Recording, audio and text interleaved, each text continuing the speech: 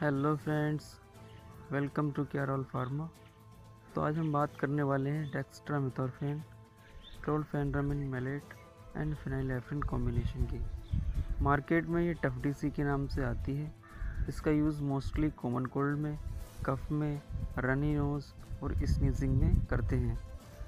Side effects की बात करें तो साइड इफ़ेक्ट्स में vomiting, headache, nausea, sedation, double vision, dryness of mouth जैसी प्रॉब्लम हो सकती है।